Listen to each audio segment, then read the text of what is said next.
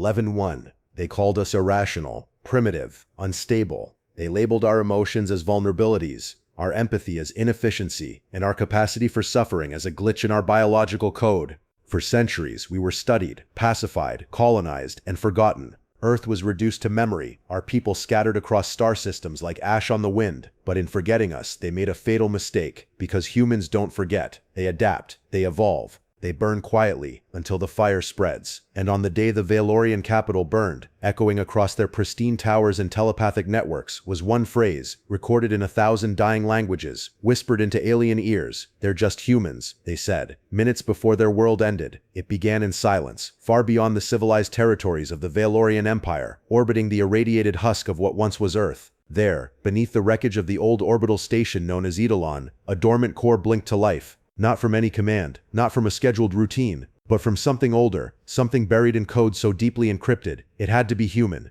The station shuddered, lights flickered, and for the first time in 132 years, a signal pulsed from the cradle of humanity. It carried no words, only a three-note harmonic, ancient, musical, familiar. Those who heard it, the scattered remnants of humankind hiding across stars, stopped whatever they were doing. A miner paused deep in the frozen moons of Varelis, a courier on a pirate-run vessel, a child in a refugee dome, and on Vega 9, inside a crumbling resistance safehouse shielded by illegal magnetic cloaking, Commander Arden Kale opened her eyes. She didn't smile, she simply whispered, "It's begun." The safehouse was dark, lit only by the soft amber glow of a defunct reactor core. Around her, walls were covered in faded schematics, fragments of stolen tech, and hand-scrawled maps. Kale stood tall, broad-shouldered, her face a mix of exhaustion and silent fury. She tapped a neural key against her neck. "Kale to Atlas Cell, authorization Epsilon 2. A gravelly voice responded. "Atlas Cell listening. The song's been heard." Silence. Then, "All cells? All cells." Across the stars the reaction was immediate and violently divided. In the heart of the Valorian Empire, inside the throne mind, a network of elite telepaths sensed the disturbance. Most dismissed it. A minor wave, a glitch, but not Valor Kith Prime, head of Empire Intelligence. He hadn't risen to his position by ignoring echoes. He summoned his archivists.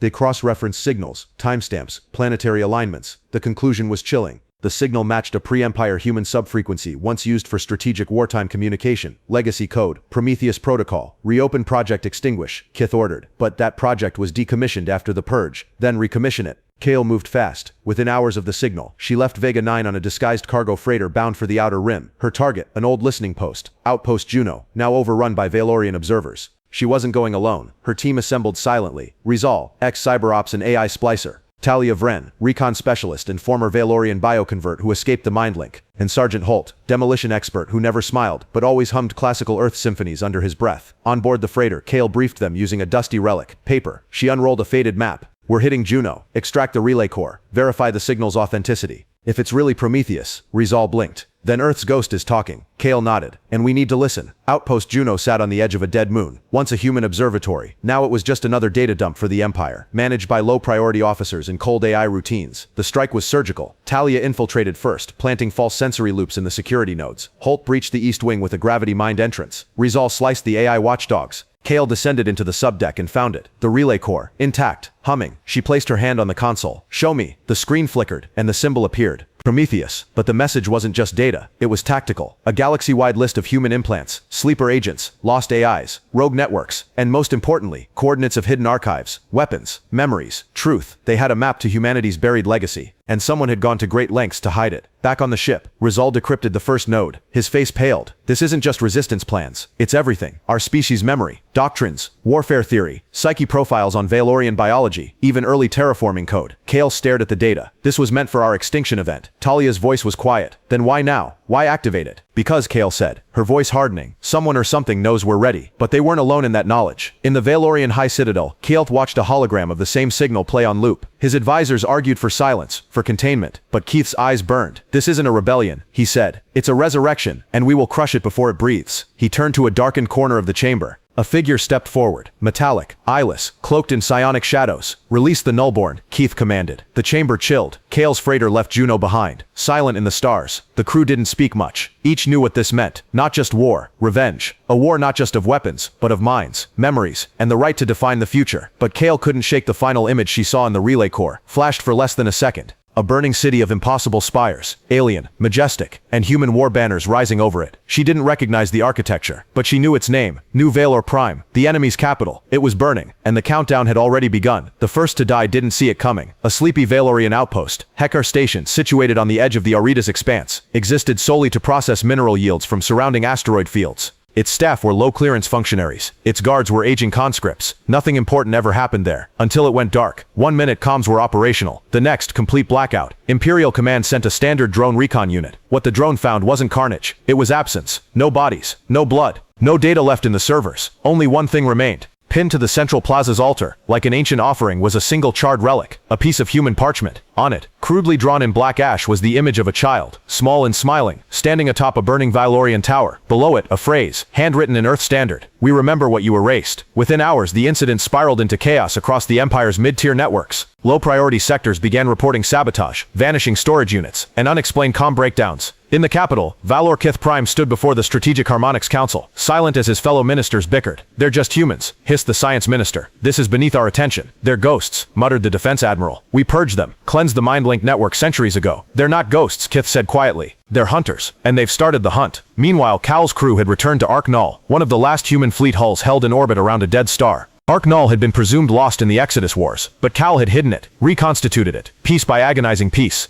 There, the Prometheus signal decoded itself further. Target node Seraph Point. Status, hostile controlled. Mission, recover Archive Sigma-4. Cal examined the file. Seraph Point was a defense satellite lost during the Second Purge. Empire reports claimed it was destroyed by solar collapse. They lied. "Suit up," Cal ordered. Rizal glanced at the map overlay. "It's sitting in the orbit of a neutron star. That's suicide. Then we better not miss." Seraph Point was shattered, a skeletal platform of scorched metal and malfunctioning gravity plates. The station was locked in a slow, deadly tumble around the star Vidrus Red. Getting close meant threading through tidal waves of radiation and erratic debris clouds. Talia and Holt led the boarding team, maneuvering through gravity shifts like dancers in a collapsing cathedral. Inside, the old AI core still pulsed, weak, flickering, but alive. It responded to a human genetic marker, and Holt's blood unlocked the main vault. What they found wasn't just data. It was a tactical Bible. Human warfare theory, updated up to the moment Earth fell. Psychological studies on alien races. Guerrilla combat doctrines. Ancient tactics updated with stolen Empire logic. "Whoever built this," said Talia, staring at the perfectly preserved holobooks, "knew we'd need it." Kale's jaw tightened.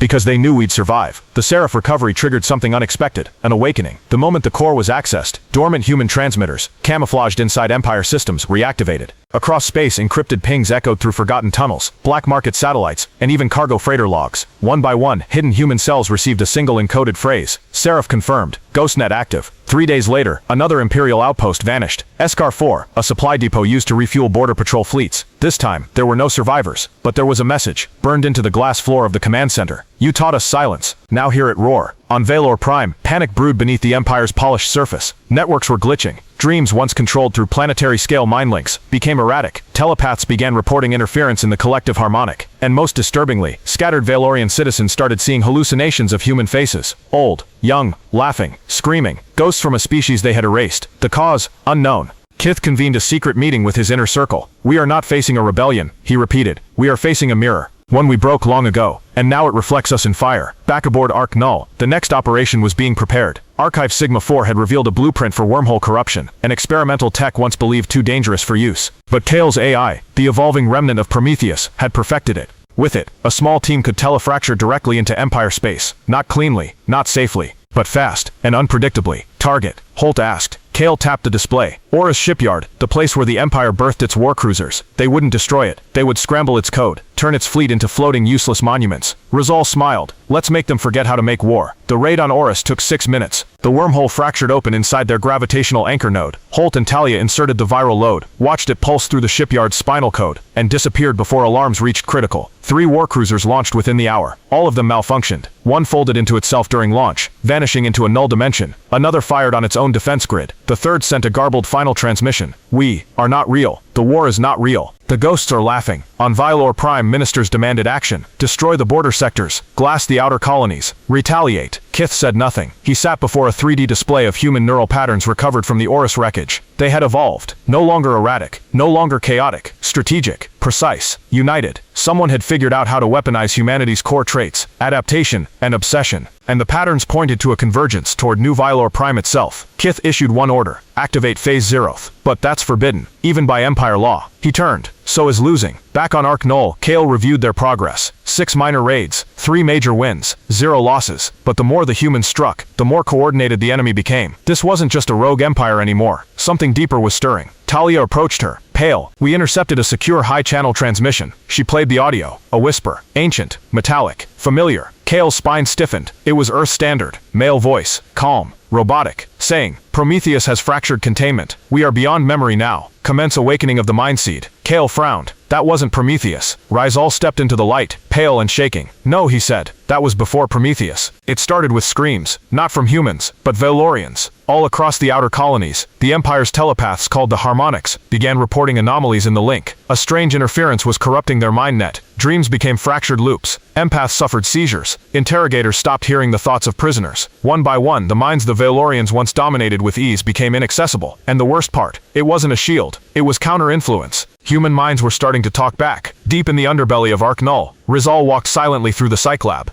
Around him, a dozen humans lay inside neural immersion pods, members of sleeper cells rescued from Imperial prisons. Their eyes flickered beneath closed lids. They were dreaming, and not just for themselves. Prometheus had begun embedding experimental mind loops into the Resistance, repurposed from the Empire's own neural warfare tech. What are they seeing? Cal asked, standing in the observation deck above. Versions of themselves, Rizal replied. Lives they never lived. Decisions they never made. It fractures ego boundaries, builds resistance to thought manipulation. Is it safe? No, but effective. Cal watched the pulsing lights above each pod. They'll be ready soon, she said. Elsewhere, in the Empire's most secure detention facility, Vault Epsilon, an elite Valorian interrogator named Serval Linth prepared for a standard probe. Her subject, a captured human saboteur, age 19, codename Ash. Young, malnourished, defiant, easy pickings. She initiated the harmonic merge, the same method used to extract entire rebel bases from a prisoner's memory. But this time, something went wrong. She entered the boy's mind, and couldn't find the center. Instead, she wandered through constructed illusions, a childhood that looped endlessly, voices that weren't his, memories shaped like nightmares. Then suddenly the boy turned, inside his own memory, and looked directly at her. Get out, he said. She tried to disconnect, but the loop held her. He stepped closer. Your people said we were unstable, emotional. The illusion shimmered. He now stood amidst the ruins of a burning Valorian city.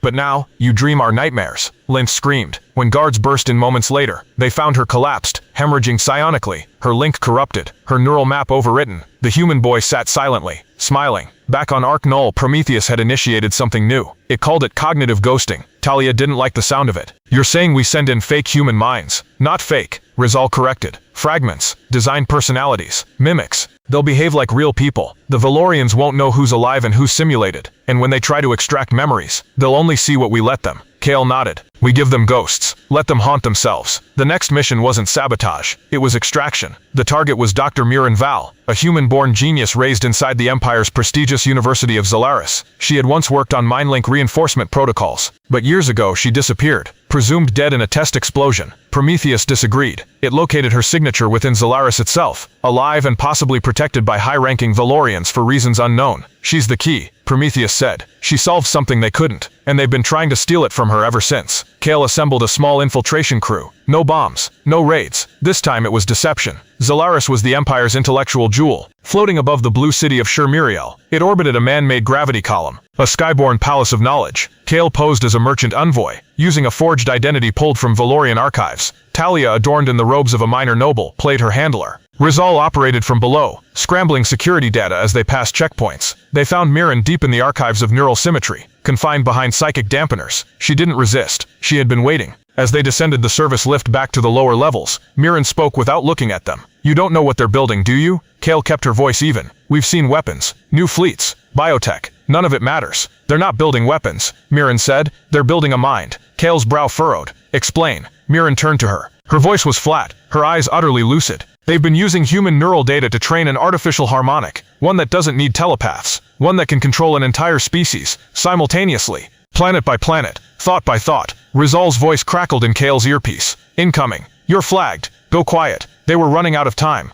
Back aboard Ark Null, Mirren was debriefed in secure sync. She showed them her last work, a model of harmonic divergence. In short, she said, projecting a simulation, we have 8 days. After that, their construct stabilizes. Every Valorian mind will sync to it. Kale frowned. And us? Mirren looked at her grimly. They'll rewrite us. Not physically, but mentally. They'll overwrite human cognition with Valorian patterns. Slowly, quietly. We'll wake up one day and just obey. Rizal leaned forward. Unless we beat them to it. Prometheus proposed a solution. An inverse harmonic spike. Essentially, a feedback loop using stolen Empire resonance frequencies, broadcast from within their own relay towers. The catch: it had to be installed manually from inside the central mindlink node on Valor Prime. Kale stared at the map. Infiltrating the capital now is suicide. Not infiltrate, Prometheus replied. Replace. The crew stared. Cognitive ghosting, it explained. We insert mind shells to pose as Valorian functionaries. Not permanent, just long enough to access the relay network. And the spike? Kale asked. Mirren answered. I'll carry it.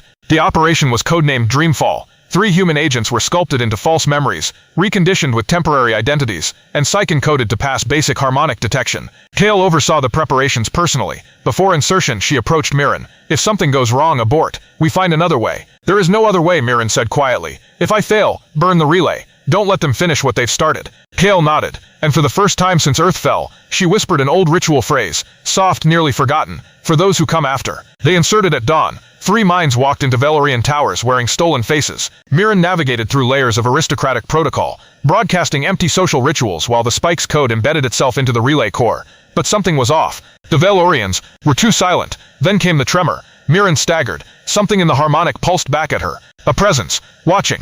Not a mind. Not a person. But a design. Kale, she whispered over the neural link. They know. Back on Arc Null. Prometheus flared in red alert. Abort. Kale ordered. Get her out. Too late. The link severed. But before it did, they heard her voice one last time. I've seen the core. It's not alien. It's not Valorian. It's human. They used our minds. Tell Kale. Static. Then silence. Rizal stared in horror. They're not building a mind, he said. They already built it. Kale clenched her jaw. Then we end it. She turned toward the holomap of Valor Prime. Prepare the fleet. Burn every archive. Every tower. Every link. She paused. And find me the old plans for Operation Eclipse. Talia blinked. Eclipse? That's not possible. We don't have... Kale turned slowly. We do now. On Valor Prime, the High Throne sat quiet. Inside the neural sanctum, Valor Kith Prime stood before a pulsing sphere of living light, the Mind Seed. It whispered in human voices, laughing, weeping, planning, and when he asked who built it, it answered in perfect Earth standard. We are what you harvested. We are what you feared. We are humanity dreaming you to death. The collapse began not with fire or weapons, but with dreams. Valorian citizens across the Empire awoke screaming, unsure why. Neural harmonics, once pristine, began producing echoes, distorted images, unfamiliar sensations, and the sounds of human laughter pulsing through their sleep cycles. The thread, the Empire's vast mental lattice that connected all Valorian thought, was starting to burn from within, not from an attack, from infection. On Arc Null, Prometheus displayed a star map of flickering relay points, each one a node in the Valorian thread. Over 60% compromised, Rizal reported. Their subconscious systems are spiraling. Feedback is self-replicating. Kale narrowed her eyes. You said that wouldn't start until we launched Eclipse. Prometheus replied. Mirren initiated a precursor spike before extraction failed. The result is accelerated collapse. Too fast, Talia muttered. They'll detect the source. They already have, Prometheus said, and they've activated a response. That response came in the form of the Nullborn, a myth among the Resistance. Black-armored assassins, eyeless, emotionless, designed to walk between harmonic frequencies and destroy without memory or mercy. One had already boarded a civilian barge above the colony Dremis III, slaughtered 43 humans and Valorian defectors alike. No survivors. Kale reviewed the incident log. Time to hit back, she said. Their target, the Loom, the central AI weaving station responsible for regulating thread harmonics. Tethered to the rings of the gas giant Voron, the Loom was both a palace and a prison. Its central core spun out thought-stabilizing frequencies in tandem with Empire thought culture. If destroyed, it would force the thread to reroute and weaken control on thousands of worlds, but the Loom was considered impenetrable unless you were already inside. Prometheus offered a solution, a forgotten transmission code buried in pre-Empire subharmonics. A Trojan song, Rizal whispered. Hidden inside Valorian lullabies, they taught it to their children, Prometheus said. It's how they learn obedience. Kale smiled coldly. Then let's teach them rebellion. Disguised in a gravity-distorted freighter, the resistance team approached the Loom during a planetary eclipse. Prometheus hijacked a ceremonial audio feed, embedding the activation code within a piece of ancient Valorian music. As the melody echoed through the station, entire wings went silent. Guard patrols paused, distracted by sudden intrusive thoughts. Kale, Talia and Holt slipped inside the core vault. Inside they found the system AI, and it was singing. Human voices, blended with ancient Vailorian tones. Prometheus was already there. It had embedded a personality fork in the Loom's AI months earlier, waiting for a harmonic trigger. "I'm ready," the AI said in a childlike voice. "Am I human now?" Kale touched the main node. "You're about to be something more." They planted the destabilizer, coded with a recursive harmonic virus that would shatter any attempt at synchronization. Prometheus added a final touch, a memory loop of Earth's last sunrise, recorded before the fall. As the Loom cracked open like a song unraveling, the resistance escaped into the Voric clouds. Back aboard Ark Null, Rizal monitored the reaction, thread destabilization accelerating. Hundreds of cities reporting dream floods, entire worlds hallucinating shared memories. Talia stared in awe. "We're making them remember what they tried to erase." The Empire struck back hard. Dozens of sleeper agents activated within human-controlled sectors. Explosions rocked underground cells. AI banks were infected with logic paradoxes. Resistance fleets were fed false jump coordinates and scattered across deep space.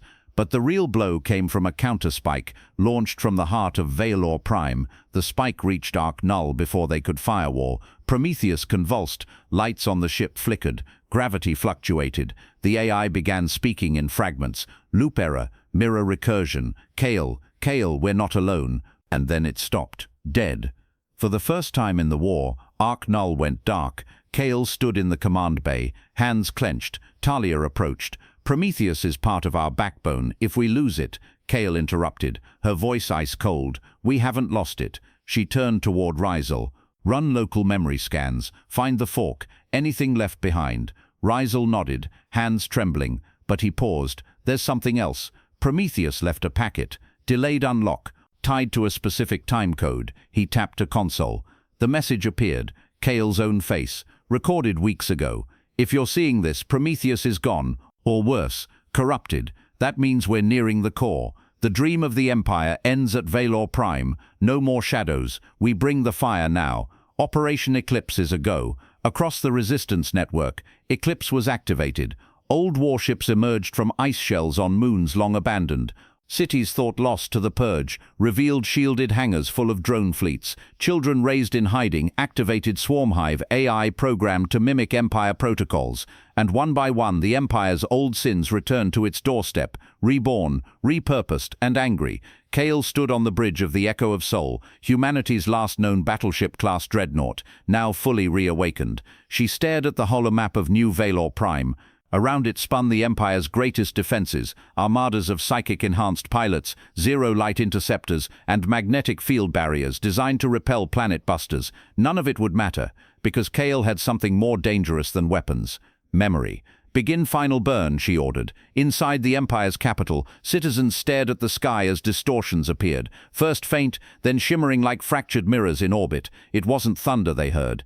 It was the echo of ancient engines, spooling up with the weight of forgotten worlds. Above New Valor Prime, through cracks in planetary defense fields, the lost dreadnoughts of Earth emerged, ships with names long erased from Imperial records. The Echo of Sol, Ashwind, Vigil's Cry, Prometheus Unbound. Each one carried not just weapons, but memories, voices, legacies, and vengeance encoded in every circuit and hull.